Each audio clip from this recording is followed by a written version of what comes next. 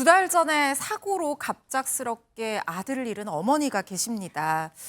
아들을 아직 마음에서, 아직이라니요. 아유. 마음에서 평생 아마 보내주지 맞아요. 못하실 평생 거예요. 가슴에 묻잖아요. 그렇습니다. 그런데 두 달밖에 안 된 상황이니까 정말 아들이 너무나 그리우셨던 거예요. 아이고. 그래서 아침마다 습관적으로 아직까지 지우지 못한 아들의 핸드폰 번호로 아유. SNS 메시지를 계속해서 아우, 보내셨던 세상에, 거예요. 세상에. 그 내용이 진짜 너무 애끓는 무정이 느껴집니다.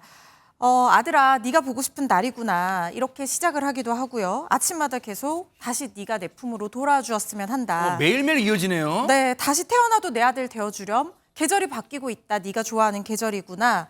오늘은 우리 아들이 좋아하는 된장찌개 해먹는다. 맛있겠지. 매일 꿈에 나와. 오늘도 내 꿈에 나와주겠니? 이런 대답 없는 메시지를 계속 세상 이게 실제 그 메시지 창인가 화면인가 봐요. 어머 세상에. 아니 하재근 평론가님 며칠의 메시지 전부가 아니라 며칠 그 메시지를 보여드렸는데 그것만 벌써 가슴이 먹먹해집니다 지금 세상에. 네, 정말 저 어머니의 심정 때문에 보는 사람도 가슴이 먹먹해지는데 저 어머니가 계속해서 저렇게 메시지를 보낸 거예요.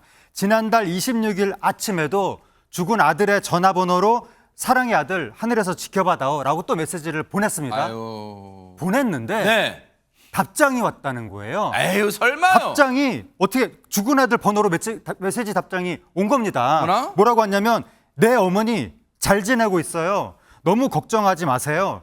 살도 찌고 운동도 잘하고 있으니 끼니 거리지 말고 마음 아파하지 마세요. 최고의 엄마였어요. 저도 사랑해요 엄마.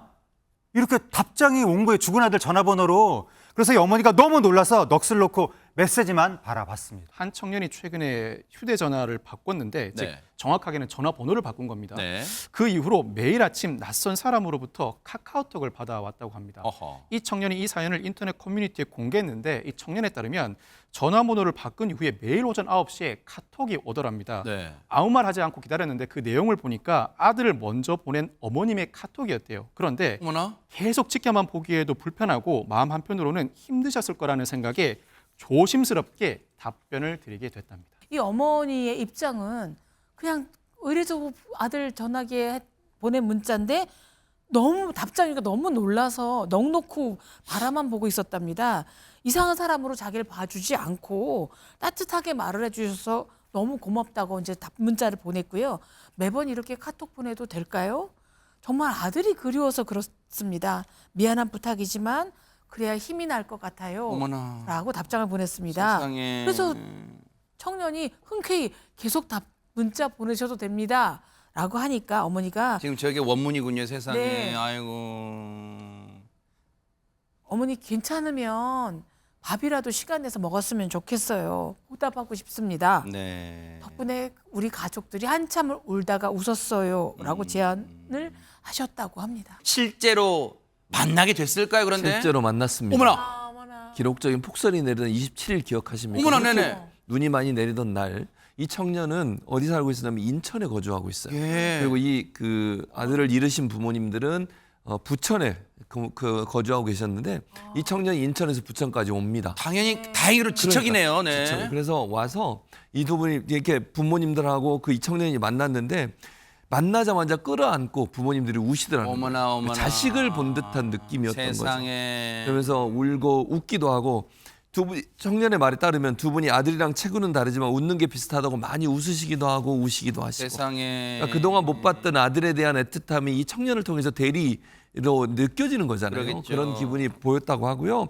먼 길 와줘서 고맙다고 시간 내줘서 고맙다고 5분간 서로 부둥켜 안고 아이고. 울었다고 합니다. 네. 사소한 인연으로 이 청년의 말이 아버지 어머니가 생겼다고 얘기해요. 자기도 아버지 어머니가 생겼다고 얘기하고 이 인연 때문에 이 청년은요. 아드님이 그러니까 그 부모님의 아드님은 2달 전에 사고로 사망을 한 거예요.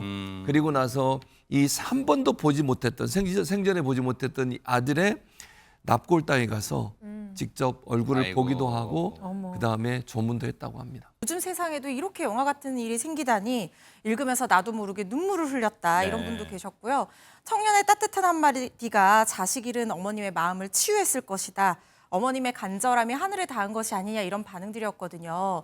저도 사랑하는 사람을 떠나보낸 기억이 있습니다. 아하. 그때 굉장히 힘들었던 게 뭐였냐면요. 아직까지 외우고 있는 그 사람의 번호로 전화를 걸면 그 사람 받을 것만 같은데 더 이상 그렇게 하면 받을 사람이 없다는 사실이 너무 받아들이기가 힘들었거든요. 그런데 이 누리꾼 이 분은 지금 아들의 번호로 연락을 했을 때 답장을 받았다는 거 네. 아니에요. 그게 정말 무엇으로도 위로받을 수 없는 이 부모님의 마음에 정말 너무 큰 따뜻한 위로가 줬을 거라는 그런 생각이 듭니다.